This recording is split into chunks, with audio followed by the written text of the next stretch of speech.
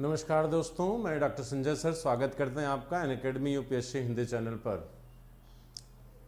बच्चों, आज की जो क्लास है वो विदेशी आक्रमण को लेकर है और आज की क्लास में हमारा ये प्रयास होगा कि भारत पर होने वाले विदेशी आक्रमण एकदम सीक्वेंस से हम आपको प्रयास करें पढ़ाने का। ठीक है, तो जैसे आप पढ़े होंगे या अभी तक कुछ किताबों का अध्ययन आपने किया होगा, तो उसमें देखा होगा भारत में सबसे पहला आक्रमण किसका रहा? ईरानियों का रहा। ठीक, उसके बाद यूनानियों का रहा।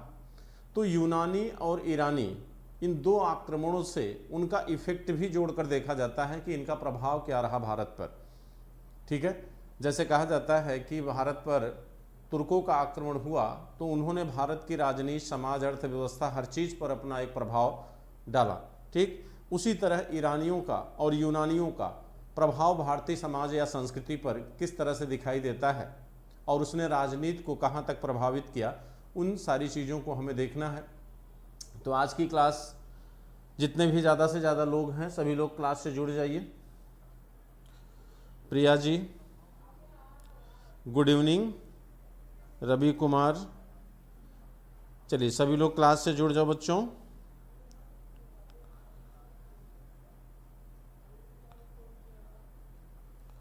चलिए, बहुत अच्छी बात है। आज का टॉपिक भी बहुत ही रोचक है और एक तरह से कहा जाए तो कुछ विशिष्ट जानकारियां भी आपको आज के टॉपिक में मिलेंगी। लेकिन उससे पहले जैसा कि हम आपको बता दें कि हमारे अदर कोर्स के बारे में आपको पता है बच्चों कि हमारी क्लास जो है आप ज्वाइन करना चाहते हैं, अगर आप जुड़ना चाहते हैं हमसे जो है, तो आप अनअकैडमी प्लस कोर्स का सब्सक्रिप्शन ले सकते हैं। वहाँ पर आपको अनअकैडमी यूपीएससी सीएससी चैनल पर जाकर सब्सक्रिप्शन लेना होगा और वहाँ पर जो कोर्स है वो एक कोर्स आपका 1 ईयर का है और दूसरा 2 ईयर का कोर्स है। ठीक है, वहाँ जिस भी तरह की आपकी समस्या है, जिस कोर्स में भी आप एडमिशन लेना चाहते हैं, वहाँ पर आप जो है हमारे रेफरल कोड के थ्रू, जो रेफरल कोड है हमारा बच्चों वो SKY लाइव है। SKY लाइव ये हमारा रेफरल कोड है। अगर इसके थ्रू आप एडमिशन लेते हैं तो आपको 10% की छूट दी जाएगी। ठीक है, तो ये रेफरल कोड है, इसको यूज़ करना ना भूलिए आप जो है। अगर इसके थ्रू आप एडमिशन लेते हैं सब्सक्रिप्शन के बाद तो यहाँ पर आपको 10% की छूट दी जाएगी। अभी एक कोर्स हमारा स्टार्ट है वहाँ पर आर्ट एंड कल्चर, तो आर्ट एंड कल्चर का कोर्स स्टार्ट है। बाकी कोर्स जो है आपको जून फर्स्ट वीक में स्टार्ट हो जाएगा। ये एक कोर्स वहाँ पर स्टार्ट है। बाकी कोर्सेज में आपका हिस्ट्री ऑप्शनल का कोर्स है, आपका GS फर्स्ट पेपर मेंस का सेक्शन, इकोनॉमी सेक्शन, आपके IR का सेक्शन और आपके एसे का सेक्शन। कम से कम इतनी चीज़ों को हम वहाँ पर आपको डिस्कस करेंगे और ख़ास तौर से इंटरव्यू के लिए भी आपको प्रिपेयर करेंगे। तो वहाँ पर जुड़कर बच्चों आप कम से कम हमसे डायरेक्ट वहाँ पर जुड़ सकते हैं। आप अपनी समस्या को शेयर कर सकते हैं। यहाँ पर हम आपकी समस्याओं का समाधान भी कर सकते हैं, आपकी आंसर राइटिंग को चेक कर सकते हैं। माने एक तरह से कहा जाए तो ये एक ऐसा प्लेटफॉर्म है जहाँ पर हम और आप एक दूसरे से डायरेक्ट जुड़ सकते हैं। ठीक, और एक दूसरे को समझ सकते हैं। बाकी आपने पढ़ने पढ़ाने की जो शैली है या बेस है, उन सारी चीज़ों को आपने देख ही लिया होगा। कम से कम आपकी लगभग 100 क्लासें होने जा रही हैं, तो इतने में आप किसी भी व्यक्ति को बहुत अच्छे से आप जान सकते हो, समझ सकते हो, वो कितना आपके लिए यूज़फुल है, इस चीज़ को आप जान सकते हैं।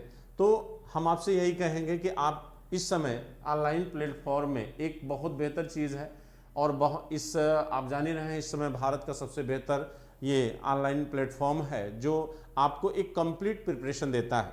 ठीक, यहाँ पर आपकी किसी भी समस्या, किसी भी प्रॉब्लम को आप दूर कर सकते हैं और आपको एक अच्छे से अच्छे एजुकेटर आपको वर्तमान में यहाँ पर मिल जाएंगे। ठीक है, जो आपकी किसी भी प्रॉब्लम को दूर करने के लिए पूरी तरह से क्या है, कैपेबल है।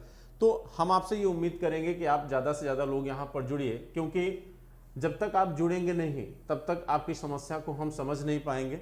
अभी ऐसे क्या है कि यहाँ पर हम आपको पढ़ाते हैं, आपको क्या समझ में आया, क्या नहीं समझ में आया, आप कैसे आंसर कर पाते हैं, ये नॉलेज बेस्ड जानकारी हो जाती है। लेकिन सिर्फ नॉलेज बेस्ड जानकारी से बच्चों आपका कोर्स या आपका कंपटीशन जो है वो कंप्लीट नहीं हो पाएगा। तो मैंने जैसे बार बार आपको हमने कहा है, ठीक है, कि अगर आपको लगता है कि मैं कुछ आपके लिए बेहतर कर सकता हूँ तो मैं उम्मीद करूंगा कि आप ज़रूर जुड़ेंगे, ठीक है।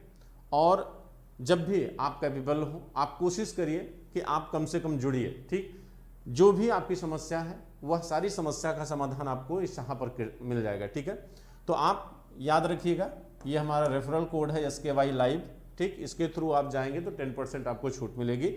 चलिए, तो हम आज की कोर्स या आज का क्लास जो है वो कंटिन्यू करते हैं। और आज की क्लास बच्चों जो है वो बहुत ही इंटरेस्टिंग होने जा रही है।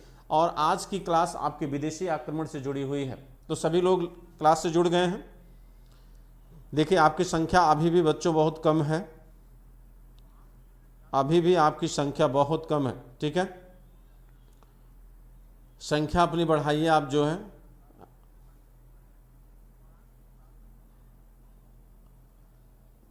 चलिए,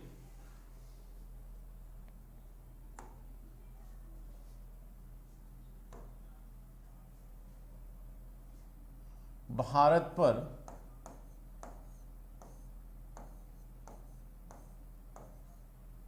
होने वाले विदेशी आक्रमण,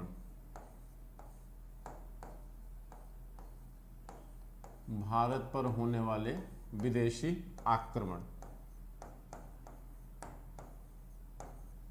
भारत पर होने वाले विदेशी आक्रमण। देखिए, यहाँ पर आप अगर देखें तो पहले तो एक सीक्वेंस आप जान लीजिए कि क्या क्रम रहा है भारत पर विदेशी आक्रमणकारियों का, किस सीक्वेंस में उन्होंने आक्रमण किया है। सबसे पहले भारत पर विदेशी आक्रमणकारी कौन रहे? ईरानी। यानी सबसे पहले भारत पर विदेशी आक्रमण किसका हुआ? ईरानी शासकों का। सबसे पहले ईरानी शासकों का, ठीक। देन आफ्टर यूनानी, इसके बाद यूनानी आक्रमण हुआ, सिकंदर आता है। इसके बाद क्या होता है? यूनानी आक्रमण हुआ, फिर आपके जो है हिंदेवन शासक आए,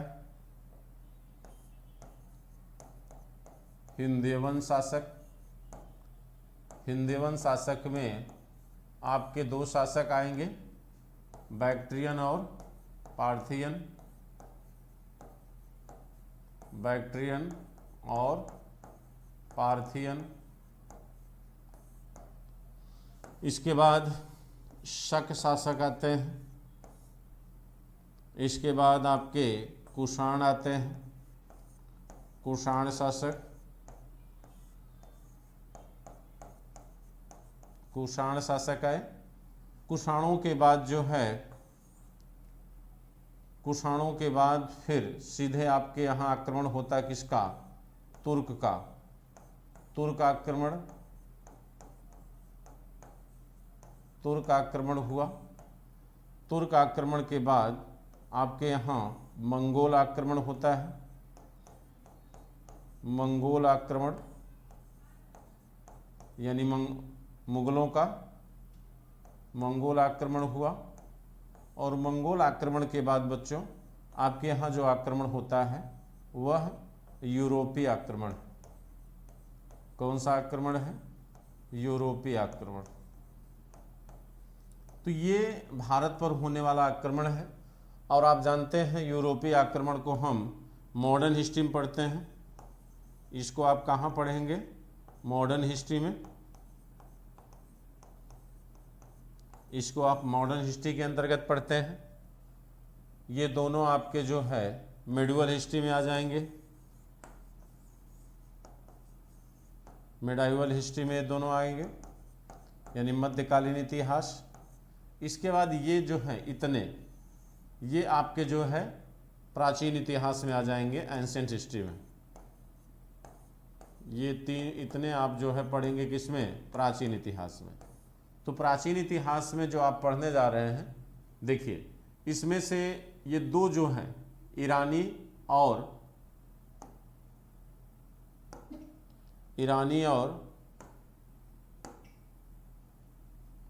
देखिए बच्चों, ये दो आपके जो हैं, एक ईरानी आक्रमण, ईरानी शासकों का आक्रमण, दूसरा यूनानी शासकों का आक्रमण। ये आपके पूर्व मौर्य काल से हैं, यानी मौर्यों से पूर्व, पूर्व मौर्य काल, पूर्व मौर्य काल, या इसको कह सकते हो आप कि भारत में जब नंद थे, नंद वंश था, तब यूनानियों का आक्रमण हुआ था। ठीक है, तो इसको पूर्व मौर्य काल कहिए। और इसके नीचे जो ये तीन हैं, यानी हिंदवंश शासकों का आक्रमण, शक आक्रमण और कुषाण आक्रमण, ये तीनों आक्रमण मौर्योत्तर काल में होते हैं। ये कब हुए? मौर्योत्तर काल। ठीक है, क्लियर हुआ? ये सीक्वेंस है आपका, और किन वंशों में कौन से आक्रमण हुए उसका क्रम देख लीजिए। जैसा कि हमने आपको बताया कि ईरानी आक्रमण, यूनानी आक्रमण, हिंदवंश शासकों का आक्रमण, शक आक्रमण और कुषाण आक्रमण, ये आपके प्राचीन इतिहास के अंतर्गत आएंगे। विदेशी आक्रमणकारियों में आप इतने आक्रमणों का अध्ययन करेंगे। ठीक, लेकिन इसको भी अगर डिवाइड करना हो तो इसमें से दो आक्रमण जो हैं, ईरानी और यूनानी, ये दोनों आपके मौर्य वंश के पूर्व के हैं। यानी जैसे हमने आपको बताया कि भाई मौर्य वंश आप पढ़ चुके हो, तो मौर्य वंश पढ़ चुके हो तो मौर्यों से पहले ही ये दोनों आते हैं। इन दोनों को हमें मौर्यों से पहले पढ़ाना चाहिए था, लेकिन ये तीन जो है, हिंदवंश शासक, शक और कुषाण, ये तीनों आक्रमण जो है ये मौर्योत्तर काल से हैं, जिसे आप मौर्य के बाद पढ़ेंगे। तो हम यहाँ पर इन पांचों को एक साथ पढ़ाने का प्रयास करेंगे, और यहाँ पर आप एक साथ इनको समझने की कोशिश भी करिएगा। ठीक है, तो सभी लोग जुड़ गए बच्चों? चलिए, आप लोग समझ गए कि नहीं मेरी बात?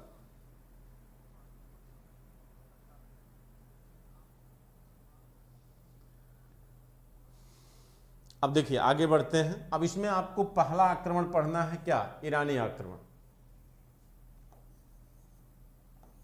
इसमें पहला आक्रमण आपको पढ़ना है ईरानी आक्रमण।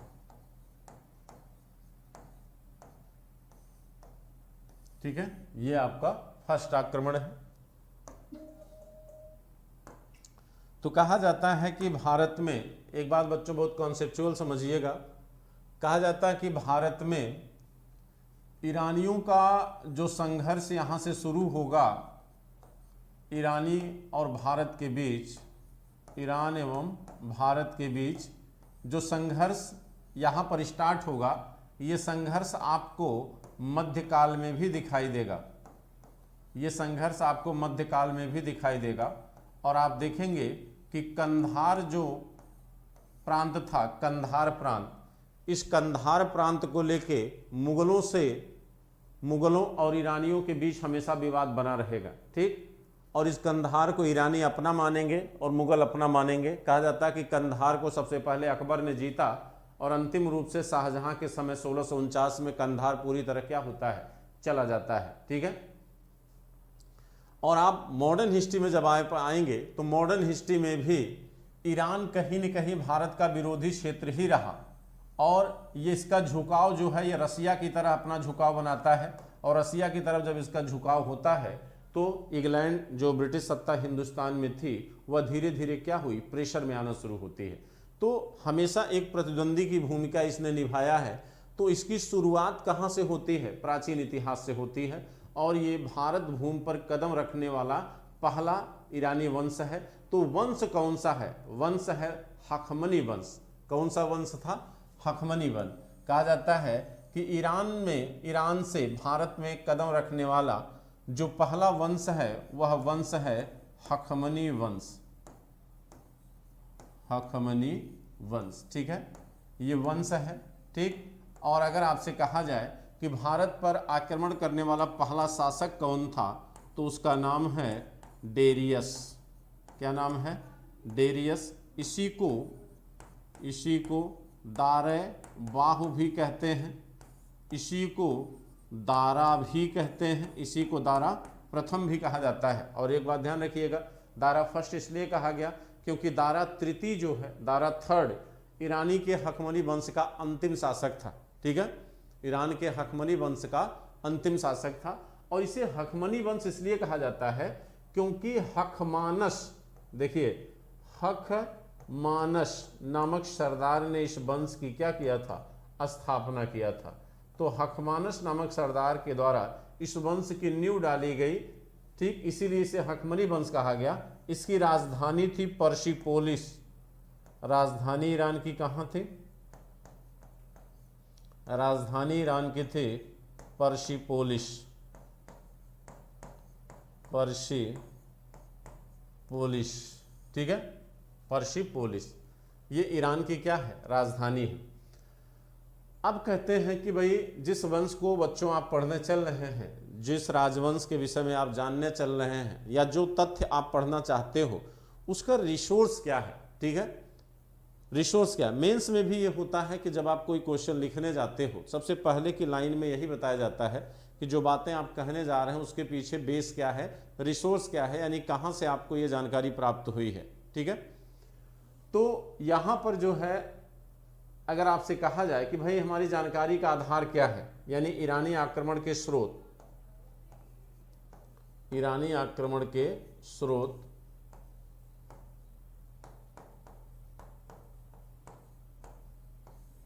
यानी किससे, ईरानी आक्रमण के स्रोत क्या हैं, कहां से हमें इसके विषय में जानकारी मिलती है। तो इसमें पहला है स्काईलैक्स, स्काईलैक्स, दूसरा है हेरोडोटस, हेरोडोटस, तीसरा है टिशियस। टिशियस जो है ये ईरान का वैद्य था, जराक्सस के दरबार में रहता था। ये क्या था? एक वैद्य था, ये सेना में शामिल था, और ये एक लेखक या इतिहासकार था जो कहाँ का था? यूनान का था। हेरोडोटस कहाँ का है? यूनान का। और आप जानते हैं ये फादर ऑफ हिस्ट्री, यहाँ थोड़ा सा आप सूक्ष्मता से समझिए, थोड़ा सा केयर करिए। अगर आपसे एक क्वेश्चन पूछ लिया जाए, ये क्वेश्चन आया हुआ है असिस्टेंट प्रोफेसर एग्जाम में, बच्चों में पूछा गया था कि कौन सा ऐसा विदेशी लेखक है, पूछा क्वेश्चन ये था, ध्यान दीजिएगा, कौन सा विदेशी लेखक है जिसने सबसे पहली बार भारत के इतिहास को लिखा। क्वेश्चन के अंतर को आप समझिएगा, ध्यान दीजिएगा। मेरा क्वेश्चन है कि वह विदेशी लेखक कौन सा है जिसने पहली बार अपने साहित्य में भारत का उल्लेख करता है, यानी वह पहला लेखक कौन है जिसने भारतवर्ष के इतिहास को लिखने का प्रयास किया। तो वो पहला नाम कौन है? स्काईलैक्स है। पहला कौन है? स्काईलैक्स है, ठीक, जिसने भारत का इतिहास पहली बार लिखा। लेकिन हेरोडोटस का महत्व इसलिए है क्योंकि ये पहला शासक है जो भारत पर विदेशी आक्रमण के बारे में बताता है। यह अपने रचना हिस्टोरिका, जो इसकी किताब है, कहा जाता है यह विस्तृत रूप से भारत पर होने वाले ईरानी आक्रमण यानी विदेशी आक्रमण का क्या करता है? उल्लेख करता है और उसका विस्तृत ब्यौरा देने का प्रयास करता है। और ये जो टिशियस है ये भी भारत के क्षेत्रों का उल्लेख करता है। ये मूलतः क्या था? एक वैद्य था। ये मूल रूप से क्या था? एक वैद्य था जो आपके ईरानी शासक के दरबार में क्या करता था? रहता था, ठीक है। तो इस तरह हम देखें तो ये तीन हमारे पास ऐसे प्रमाण हैं। उसके बाद आपके पास स्क्रिप्ट भी है, अभिलेख। जो अभिलेख किसके हैं? दारा प्रथम के। दारा प्रथम के तीन अभिलेख जो हैं जिनसे हमें जानकारी मिलेगी, देखिए हम यहाँ लिख दे रहे हैं, दारा प्रथम के तीन स्क्रिप्ट हैं। देखिए इस साइड में लिखते हैं। सबसे पहला है अभिलेख की अगर हम बात करें, कौन कौन से अभिलेख हैं जिनसे हमें जानकारियाँ प्राप्त होंगी, तो अभिलेख में है तख्ते बही अभिलेख, तख्ते बही अभिलेख, तख्ते बही अभिलेख हो गया। पर्सिपोलिस अभिलेख,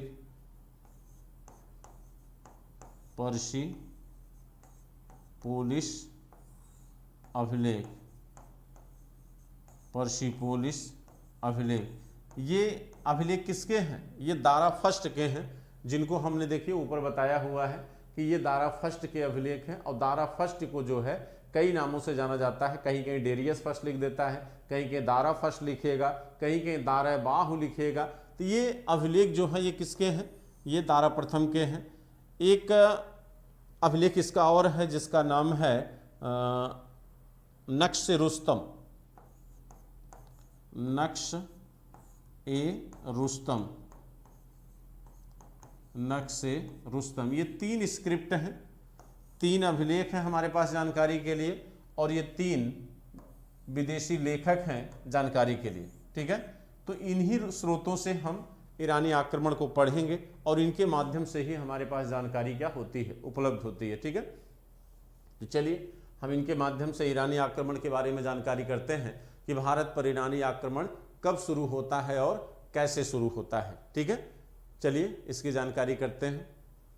देखिए, कहा जाता है कि भारत में जो इतिहास हमको पता है ईरान का, यानी हखमनी वंश के बारे में जितना भी हमें इन विदेशी लेखकों से, चाहे वो हेरोडोटस हो चाहे वो टिसियस हो, इन दोनों के माध्यम से जितना हमें जानकारी प्राप्त होती है, उस जानकारी के आधार पर पहला शासक जो ईरान का माना गया है वो है कौन? साइरस प्रथम। ईरान का पहला शासक कौन है? साइरस प्रथम। ठीक है, साइरस फर्स्ट, जिसका ड्यूरेशन जो है 558 बीसी से लेकर 552 बीसी। बीसी मतलब होता है बिफोर क्राइस्ट, यानी ईस्वी पूर्व। ये इसका शासन रहा। अब थोड़ा सा ध्यान से थोड़ा मैपिंग को समझिए। अगर मैप को आपको देखना हो तो मैप आप देखिए,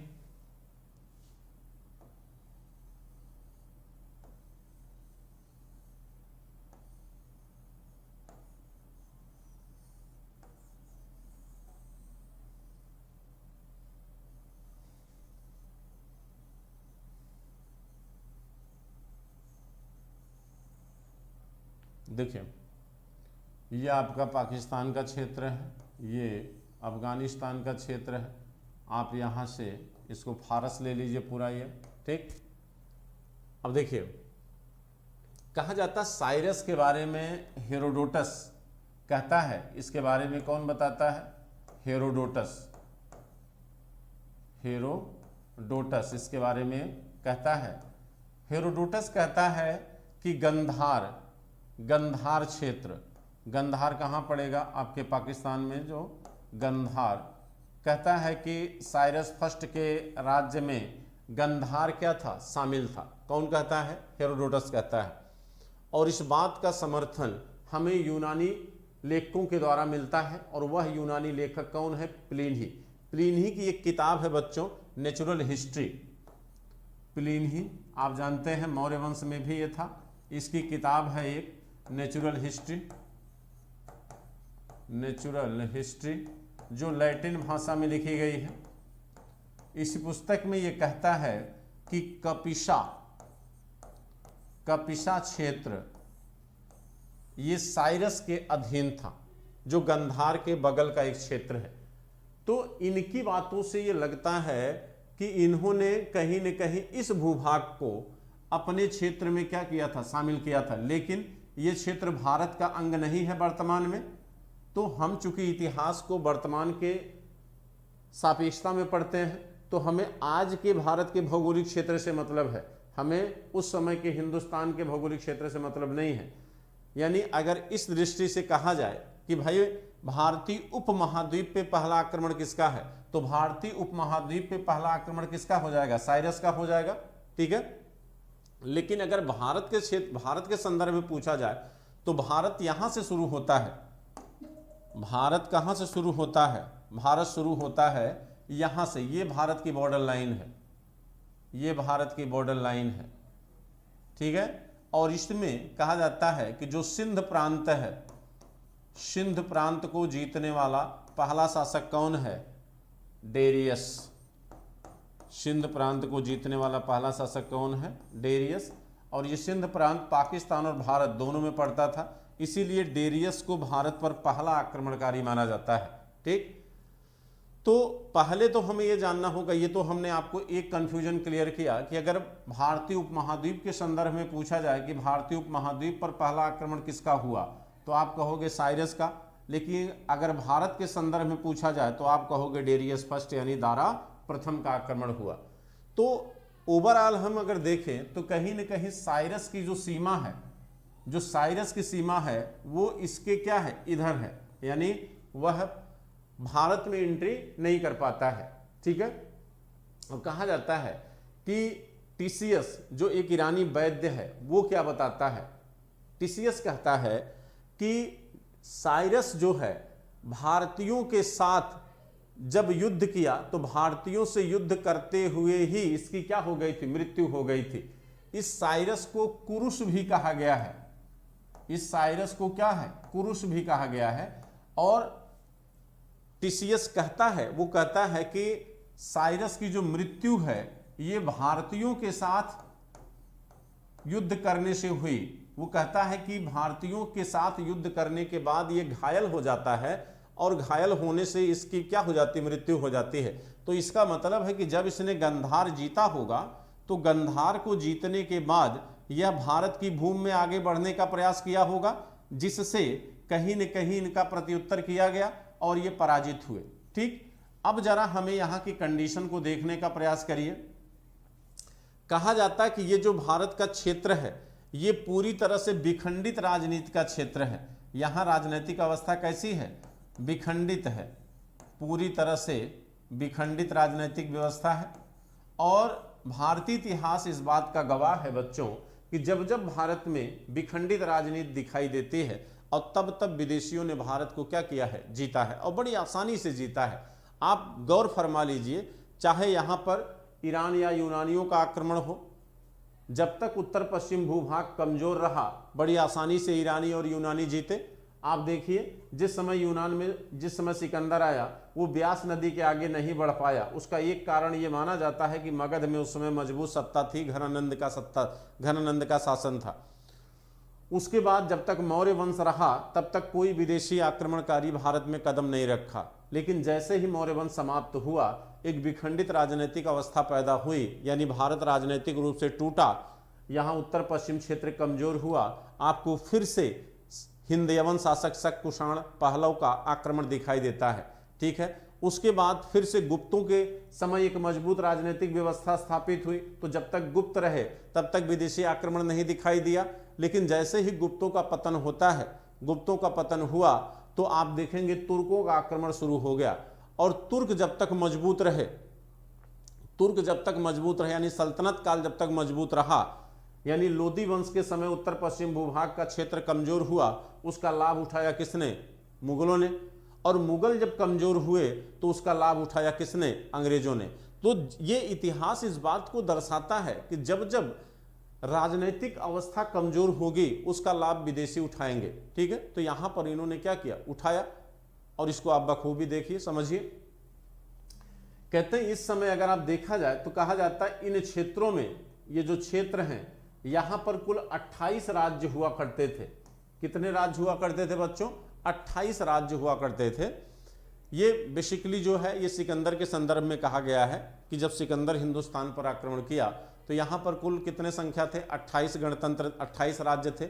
इन 28 राज्यों में 11 जो थे, देखिए कहा जाता है इन 28 राज्यों में 11 क्या हैं, 11 राजतंत्र थे, 11 राजतंत्र थे और 17 गणतंत्र थे। 17 गणतंत्र थे। भाई सीधी सी बात, गणतंत्रात्मक व्यवस्था रहेगी क्योंकि भारत में 600 BC में महाजनपद काल में ये व्यवस्था आपको दिखाई देती है, वज्जी संघ में और मल्लगण राज्य में। तो ये व्यवस्था इतने जल्दी समाप्त नहीं हो जाएगी। ठीक है, तो यहाँ पर उत्तर पश्चिम भूभाग में इस समय कहा जाता है 28 राज्य उपस्थित हैं। तो इसका मतलब है कि यह जो भूभाग है ये पूरी तरह से क्या है, विखंडित राजनीतिक अवस्था का क्या है, शिकार है। ठीक, तो इस विखंडित राजनीतिक अवस्था का लाभ सबसे पहले किसने लिया, डेरियस प्रथम ने लिया। किसने लिया, डेरियस प्रथम ने लिया। यद्यप अगर सीक्वेंस की बात करें तो सीक्वेंस में आप देखेंगे कहा जाता है साइरस के बाद अगला राजा बना कौन, कम्बुज। ईरान का अगला राजा कौन था, कम्बुज था। लेकिन इसकी कोई उपयोगिता और कोई राजनीतिक योगदान नहीं रहा, जिसकी वजह से हम इसको पढ़ें या हमारे लिए जरूरी है। हमारे लिए जरूरी कौन है, डेरियस प्रथम। तो हम यहाँ से अध्ययन करना शुरू करते हैं कि डेरियस प्रथम ने भारत के किन क्षेत्रों को जीता, उसके संदर्भ में क्या जानकारी हमको प्राप्त होती है। ठीक है, चलिए देखिए, डेरियस फर्स्ट।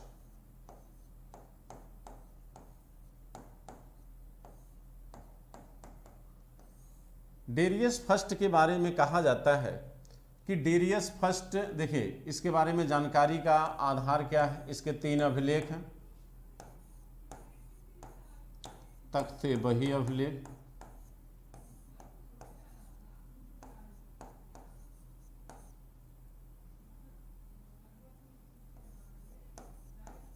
तख्ते बही अभिलेख, नक्शे रुस्तम अभिलेख, नक्शे रुस्तम अभिलेख और पर्सिपोलिस अभिलेख, पर्सिपोलिस अभिलेख। ये 3 अभिलेख हैं किसके, दारा प्रथम के। और इसके बारे में सबसे बेहतर विवरण देता है कौन, हेरोडोटस।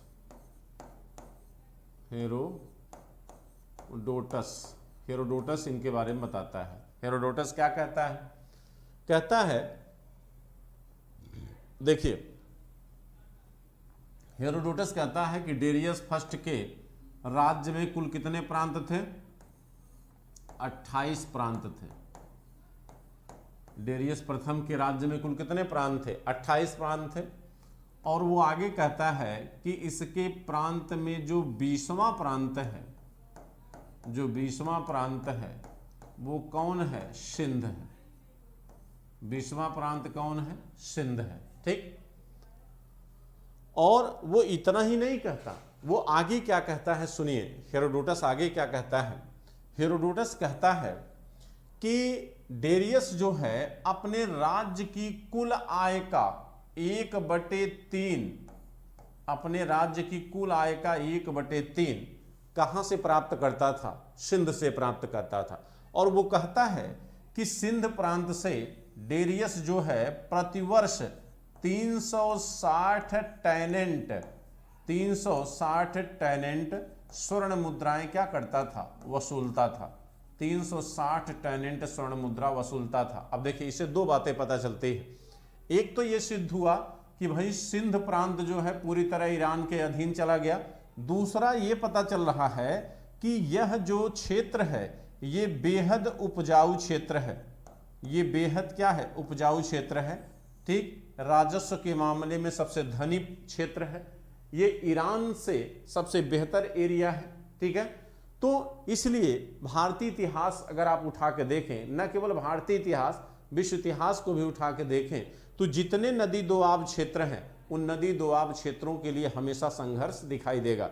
आप दक्षिण भारत चले जाइए तो दक्षिण भारत में रायचूर दोआब, जो हमेशा कृष्णा और तुंगभद्रा के बीच का दोआब है, वहां पर आप देखेंगे तो हमेशा विजयनगर साम्राज्य और बहमनी साम्राज्य के बीच युद्ध होता हुआ दिखाई देगा।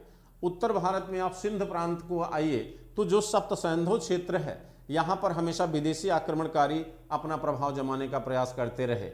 और आप गंगा घाटी में आइए तो गंगा घाटी में मगध को लेकर हमेशा संघर्ष होता रहा। ठीक है।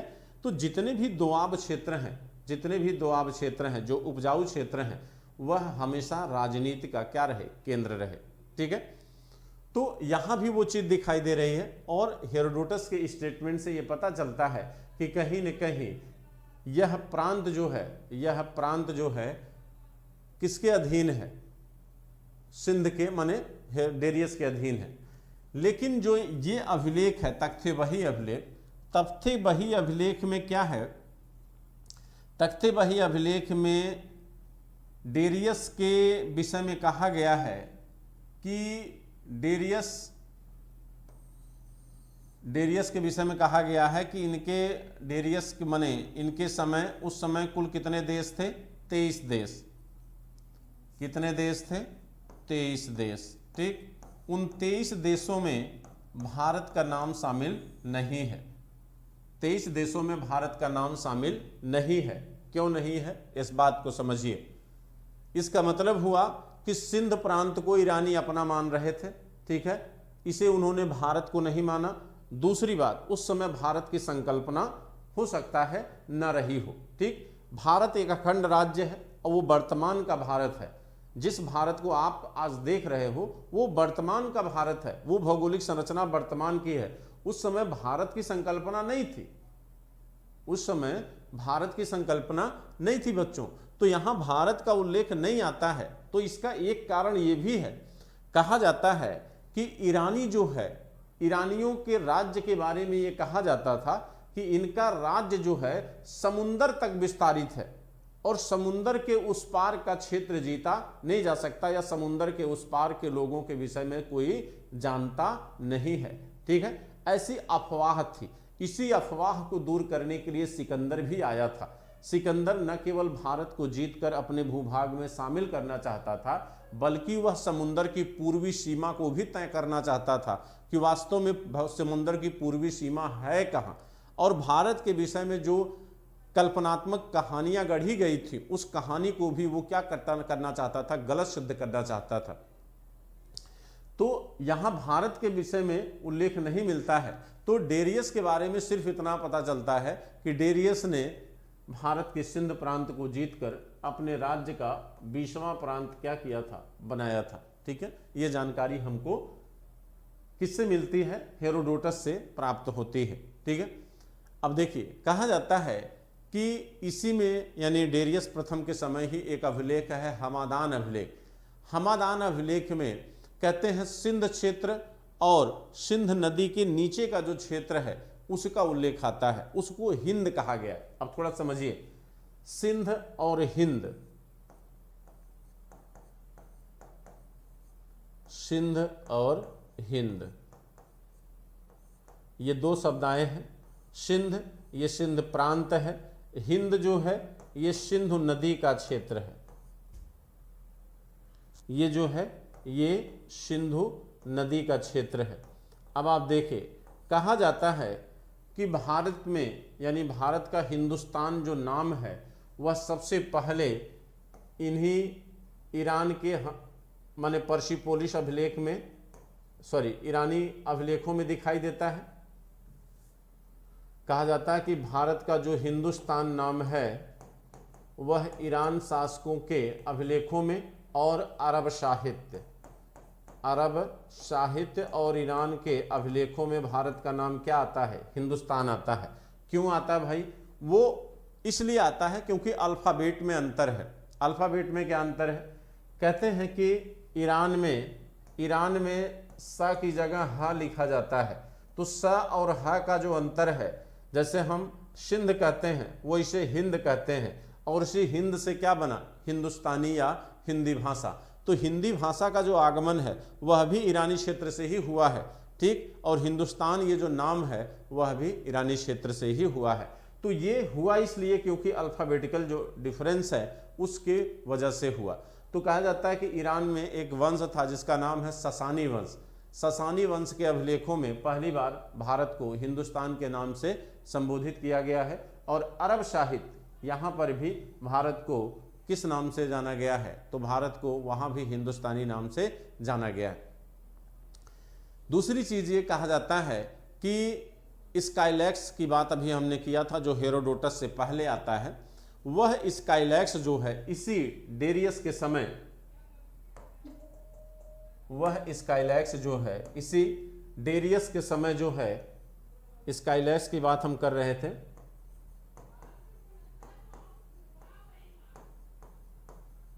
स्काईलैक्स इसी के समय, स्काईलैक्स के समय, स्काईलैक्स क्या था इस समय? ये नौसेना का अध्यक्ष था। हमने आपको बताया था ये सेना में शामिल था, नौसेना का अध्यक्ष था। इसे जो है डेरियस प्रथम ने क्या किया था कि सिंध नदी और सिंध प्रांत का पता करने के लिए भेजा था। इसे सिंध नदी और सिंध प्रांत का पता करने के लिए भेजा था कौन? डेरियस प्रथम। तो इसीलिए जब ये जो जानकारी लेकर ये आया, उस जानकारी को जब इसने लिखा तो वह जानकारी किससे जुड़ी हुई थी? भारतवर्ष से जुड़ी हुई थी। और इसीलिए कहा जाता है कि भारत के बारे में या भारत के विषय में उल्लेख करने वाला पहला शासक कौन था? डेरियस प्रथम था। ठीक है, तो बच्चों ये एक उल्लेख हमको यहाँ पर दिखाई देता है। अब देखिए दूसरी बात ये कहा जाता है कि भारत पर इसके बाद ईरानी शासकों का कोई मजबूत आक्रमण दिखाई नहीं देता। इसके बाद जो शासक आता है उसका नाम है जर्शिस। उसका नाम है जर्सिस। जर्सिस की देखिए, जर्सिस ने कोई आक्रमण नहीं किया, लेकिन इनका योगदान ये है, यह पहला ईरानी शासक है, यह पहला ईरानी शासक है जिसने हिंदुओं को ईरानी सेना में शामिल किया। ईरानी शासक है जिसने हिंदुओं को, जिसने या भारतीयों कहिए, जिसने भारतीयों को ईरानी सेना में शामिल किया, ईरानी सेना में शामिल किया। अब यहाँ पे थोड़ा सा अगर प्रश्न बदल के पूछ ले, अगर आपसे पूछ ले कि सबसे पहले किस राजा के समय, चार्जर देना,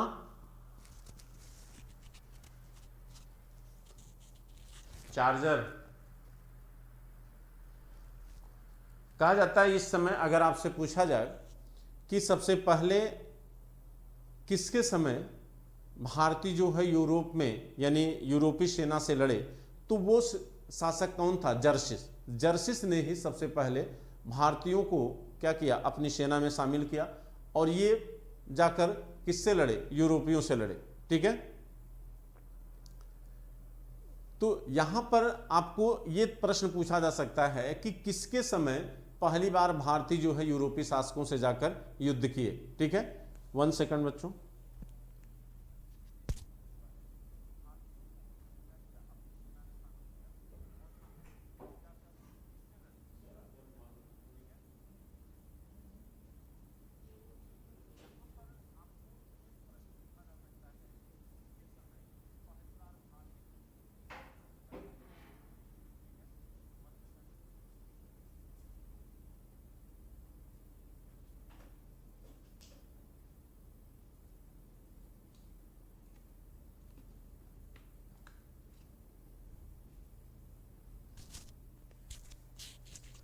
चलिए देखिए, तो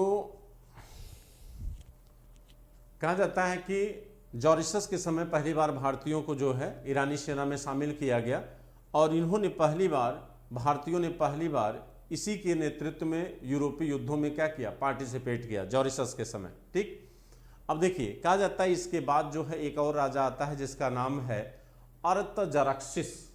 इनके बाद जो शासक आता है उसका नाम है अर्थजरक्सिस।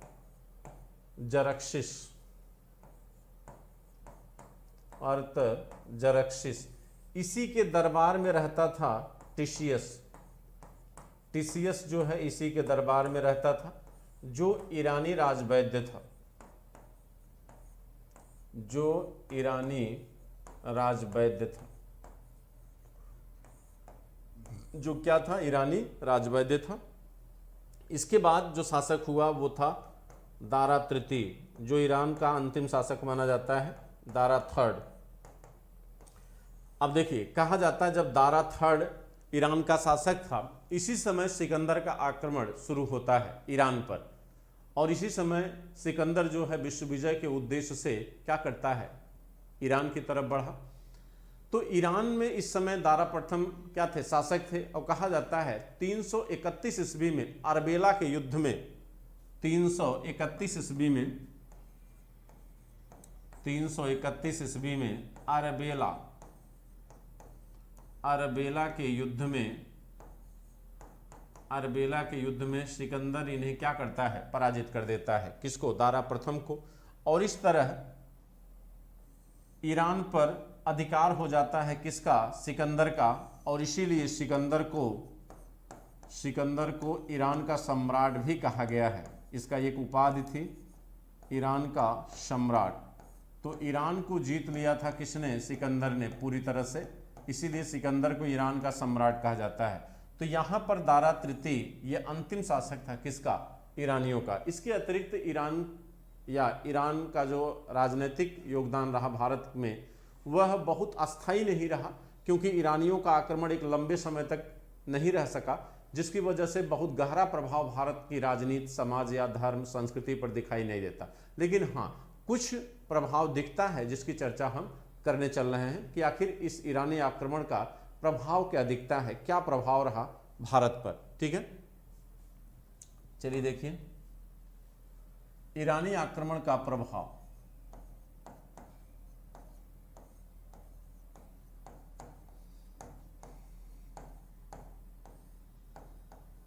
ईरानी आक्रमण का प्रभाव, देखिए पहला प्रभाव क्या रहा। कहा जाता है कि इनके आक्रमण से पहला जो प्रभाव रहा अरमेइक लिपि, अरमेइक लिपि, अरमेइक लिपि का भारत में विकास। आप जानते हैं अशोक के अभिलेखों में इस लिपि का उपयोग हुआ और यह लिपि कहाँ से आई थी? ईरान से आई थी। अरमेइक लिपि का भारत में उपयोग अशोक के अभिलेखों में किया गया और ये किसकी वजह से आई? ईरानी आक्रमण की वजह से आई। और इसी लिपि से आगे चलकर खरोष्टी लिपि का विकास हुआ। किस लिपि का? खरोष्टी लिपि का विकास हुआ और इन दोनों लिपियों का उपयोग अशोक के समय शाहबाजगढ़ी और मनसेहरा अभिलेख में होता है, जिससे ये पता चलता है कि कहीं न कहीं भारत पर ईरानी लिपियों का प्रभाव दिखाई देता है। ठीक, तो ये पहला ये प्रभाव रहा कि भाई ईरानी आक्रमण की वजह से ही भारत में ईरानी लिपियों का क्या होता है? आगमन होता है। इसके बाद कहा जाता है कि दो मुद्राओं का उल्लेख होता है, एक शिगलोई और दूसरा डेरिक। ये दोनों क्या है? मुद्रा है, शिगलोई और डेरिक। शिगलोई और डेरिक। डेरिक जो है ये स्वर्ण मुद्रा है, डेरिक जो है ये स्वर्ण मुद्रा है और शिगलोई जो है ये चांदी की मुद्रा है, चांदी की मुद्रा। ठीक, और इसी समय भारत में क्या था? भारत में धातु मुद्रा का प्रचलन शुरू हो रहा था, धातु मुद्रा शुरू हो रही थी और उस मुद्रा का नाम था आहत मुद्रा, आहत मुद्रा। तो कहते हैं कि भारत में इसी समय आहत मुद्रा का विकास होता है। तो कुछ लोगों का ये मानना है कि इन मुद्रा शैलियों का कुछ प्रभाव हमें आहत मुद्राओं पर दिखाई देता है। तो भारतीय मुद्रा पर भी कुछ प्रभाव ईरानियों का दिखाई दिया। इसके बाद कहा जाता है कि ईरानी आक्रमण का सबसे गहरा जो प्रभाव रहा वह है प्रशासन की छत्र प्रणाली। प्रशासन की छत्र प्रणाली, प्रशासन की छत्र प्रणाली, प्रशासन की छत्र प्रणाली। छत्रप ये प्रांतपति को कहा जाता था, प्रांतपति को क्या कहते थे? छत्रप कहते थे बच्चों। और आप देखेंगे भारत में ये छत्रप प्रणाली ईरानियों की देन थी, लेकिन इसका सबसे ज़्यादा विकास कुषाण शासकों के समय भारत में हुआ। सबसे ज़्यादा विकास कुषाण शासकों ने इस प्रणाली का भारत में किया, कुषाण शासकों द्वारा विकसित। शकों ने भी इसका उपयोग किया था, शक शासक भी इसका उपयोग करते हैं इस प्रणाली का। तो ईरानियों की वजह से ये प्रणाली भी हिंदुस्तान में दिखाई देती है। इसके बाद एक सबसे महत्वपूर्ण प्रणाली थी और वो था जन्मदिन उत्सव, यानी जन्मदिन जो मनाया जाता है। कहा जाता है कि चंद्रगुप्त मौर्य भी जन्मदिन मनाने के अवसर पर केश प्रक्षालन, केश माने होता है बाल, प्रक्षालन माने धोना, यानी बाल को धोने की परंपरा, जन्मदिन के अवसर पर बाल धोने की परंपरा ये ईरानियों की देन थी, जिसको चंद्रगुप्त मौर्य ने भी अपनाया था। तो जन्मदिन पर केश प्रक्षालन, जन्मदिन पर केश प्रक्षालन यानी बाल धोना की परंपरा ये चंद्रगुप्त मौर्य भी अपनाया था। ये परंपरा भी दिखती है कि भाई हमने ईरानियों से इनको क्या किया? सीखा। ठीक है, इसके बाद आप देखेंगे अशोक के अभिलेखों में आरोप लगाया गया कि भाई अशोक के अभिलेख जो है ईरानी अभिलेखों की नकल है। ईरानी अभिलेखों की जो घंटाकृति है वही अशोक के अभिलेखों में उल्टे कमल है। ठीक, ईरानी अभिलेखों की जो अशोक के अभिलेखों पे स्तंभों पे जो पॉलिश का उपयोग है उसको भी ईरानी अभिलेखों की नकल बताया गया, लेकिन ऐसा भारतीय इतिहासकारों ने स्वीकार नहीं किया है और तार्किक तौर पर यह सिद्ध भी नहीं हो पाया है। ठीक है, तो ये आपका ईरानी आक्रमण था बच्चों, जो बहुत इंपॉर्टेंट तो नहीं है आपके कोर्स के लिए, लेकिन हमने इसको बताने की कोशिश किया ताकि आप कोई शिकायत न करो कि नहीं ये चीज़ें छूट गई। तो तो चलिए, आज आपका ईरानी आक्रमण हो गया है। ठीक, इसमें बहुत कुछ खास नहीं था, लेकिन फिर भी ज़रूरी था आपके लिए। अब जो आपका अगला इंपॉर्टेंट टॉपिक है वो है सिकंदर का आक्रमण, यानी यूनानी प्रभाव, और यहाँ से प्रश्न भी आता है। तो सिकंदर को पढ़ना बेहद ज़रूरी है, और सिकंदर एक ऐसी पर्सनालिटी है जिसके बारे में जानना भी ज़रूरी है। तो अगली क्लास में उसको देखेंगे, सिकंदर के बारे में। तो चलिए बच्चों, गुड नाइट।